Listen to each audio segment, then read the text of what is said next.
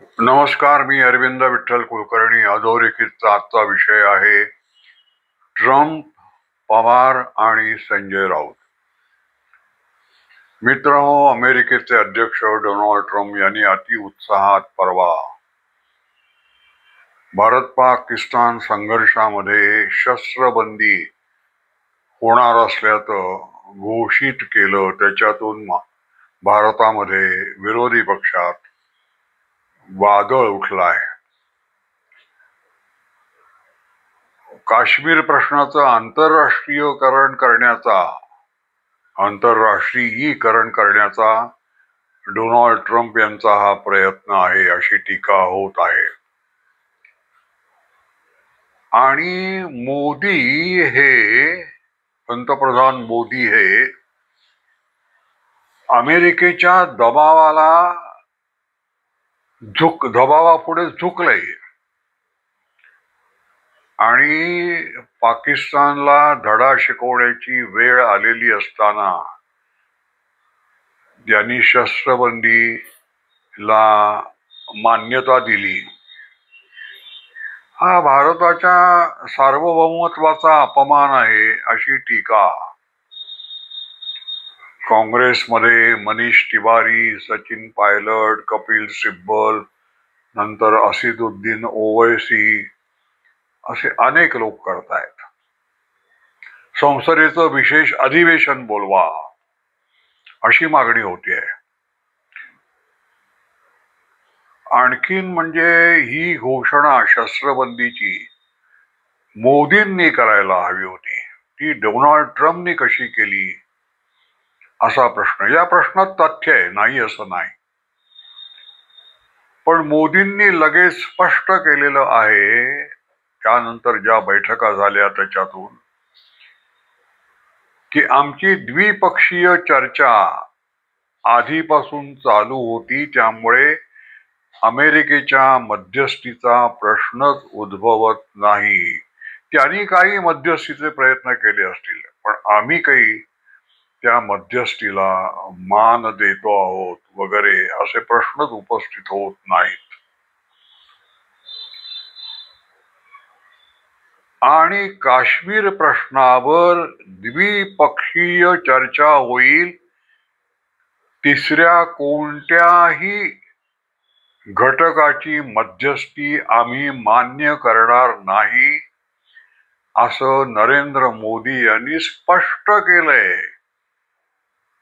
राजनाथ सिंग यांनी स्पष्ट केलंय, जयशंकर यांनी स्पष्ट केलंय, सर्वांनी स्पष्ट केलंय की काश्मीरचा प्रश्न हा भारत पाकिस्तान या दोघांच्या मधला प्रश्न आहे आणि आम्हाला मध्यस्थी नको आहे. आता या आधीच्या व्हिडिओमध्ये मी म्हटलं होतं की आपण जर आता मध्ये पडलो नाही तर आशियातल्या राजकारणामध्ये आपल्याला ढवळाढवळ करण्याची जी नेहमी संधी असते ती कायमची हातातून गेल्यासारखं होईल, अशी भीती डोनाल्ड ट्रम्प यांना वाटली असेल आणि त्यांचा उत्साह हा तर दांडगाच आहे. त्यामुळे त्यांनी स्वतःहून मध्यस्थीचे प्रयत्न केले असतील. त्याला मोदी काही करू शकत नाहीत. मोदी जर अमेरिकेच्या मध्यस्थीला झुकले असते तर त्यांनी हे स्पष्टीकरण दिलं नसतं की आम्हाला कोणाची मध्यस्थी नकोय, आमची द्विपक्षीय चर्चा चालू आहे आणि काश्मीर प्रश्नावर आम्ही तिसऱ्या कोणत्याही घटकाचं काहीही म्हणणं ऐकून घेणार नाही. त्यामुळे परस्पर उत्तर दिलेलं आहे आणि माझ्या मते वाद मिटलेला आहे.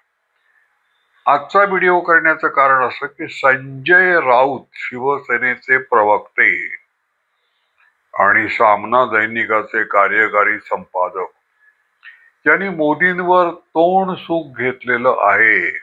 140 कोटी जनतेचा अपमान केला आहे. पाकिस्तानला धडा शिकवण्याची वेळ आलेली असताना मोदींनी नरमाईचं धोरण स्वीकारून वेगळंच आपलं रूप जगाला दाखवलंय आणि अमेरिकेपुढे ते झुकतायत. त्यांच्या कुठल्या तरी मित्राच्या मित्राला वाचवण्यासाठी ते अमेरिकेची मध्यस्थी मान्य करतायत वगैरे वगैरे. मला तेवढ्या मुद्द्यापुरतच संजय राऊत ते म्हणतायत की 140 कोटी जनतेचा मोदींनी अपमान केलाय. डोनाल्ड ट्रम्प यांचं ऐकून मध्यस्थी करून पाकिस्तानला धडा शिकवण्याची वेळ आलेली होती, ती संधी गमावून. पहिली गोष्ट काँग्रेसने म्हणते याच्यामध्ये, तर फखरुद्दीन अली अहमद हे राष्ट्रपती झाले पुढे, ते साधे केंद्रात मंत्री असताना जे इस्लाम धर्मीय परिषद भरते काही वर्षांनी संबंध जगामध्ये, त्याला भारताचे प्रतिनिधी म्हणून गेले होते आणि तिथून त्यांना अत्यंत अपमानित अवस्थेत परत यावं लागलं. तेव्हा भारताच्या सार्वभौमत्वाचा जो प्रश्न आहे तो काँग्रेसनं तरी उपस्थित करू नये. बांगलादेशच्या युद्धाच्या वेळेला अमेरिकेनं इंदिरा गांधींना बजावलं होतं की नाही की तुम्ही बांगलादेशची युद्ध, पाकिस्तानची युद्ध करू शकता, या मुद्द्यावर बांगलादेशातून तुमच्याकडे घुसखोर येतात, पण ही संधी साधून तुम्हाला काश्मीरचा प्रश्न नाही सोडवता येणार. आणि ते आपण मान्य केलं होतं जवळजवळ. आपण काश्मीरचा प्रश्न नाही सोडवला. तर त्यामुळे काँग्रेसला या मुद्द्यावर काही रान उठवण्याची मुळात त्यांना काही आवश्यकताच नाही आणि त्यांना तो अधिकार नाही.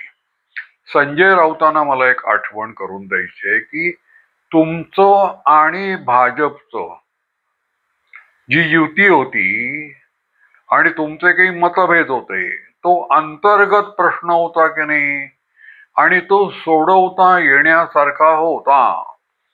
देवेंद्र फडणवीस आणि उद्धव ठाकरे एकत्र बसून प्रश्न सोडवू शकले असते.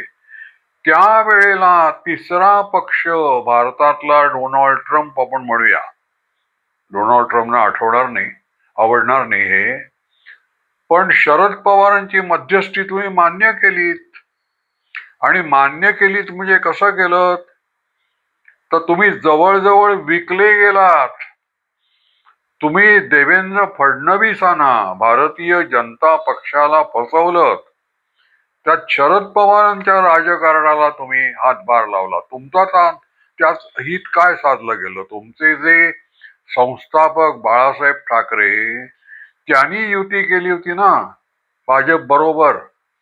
दोन हिंदुत्ववादी पक्ष एकत्र यावेत, त्यांनी एकत्र राजकारण करावं आणि सत्ता हस्तगत करावी आणि काँग्रेसचं पर्व संपवावं, युग संपवावं, ही बाळासाहेबांची इच्छा होती. त्या इच्छेला तुम्ही तिलांजली दिलीत आणि तुम्ही शरद पवारांचं राजकारण केलं. काश्मीरमध्ये डोनाल्ड ट्रम्प यांची मध्यस्थी होईल अशा भीतीनं तुम्ही संत्रस्त झालेले आहात. तुमचं सार्वभौमत्व शिवसेनेचं कुठे गेलं? भाजपचं पण सार्वभौमत्व तुम्ही त्याची चिंता केली नाही. तुम्ही शरद पवारांचं राजकारण, केवळ तुम्हाला शरद पवार म्हणाले की आम्ही तुम्हाला मुख्यमंत्री करतो, त्या मुख्यमंत्री पदाच्या खुर्चीसाठी तुम्ही सर्व तत्वांना तिलांजली दिलीत. तुम्ही विश्वासघात केलात. अंतर्गत प्रश्नात ज्यांचा हिंदुत्वाशी काहीही संबंध नाही, भाजपचं भलं व्हावं, शिवसेनेचं भलं व्हावं, या दृष्टीनं ज्यांनी कधीही विचार केला नाही, त्या शरद पवारांची मध्यस्थी तुम्ही मान्य केलीत आणि जवळजवळ विकले गेलात. परिणाम काय झाला? मुख्यमंत्रीपद तुमच्या हातातून गेलंच, पण शरद पवारांनी तुमचा पक्ष संपवला हे सुद्धा तुमच्या लक्षात आलं नाही. शरद पवारांना उत्तर द्यायला देवेंद्र फडणवीस समर्थ आहेत हे तुम्ही लक्षातच घेतलं नाही.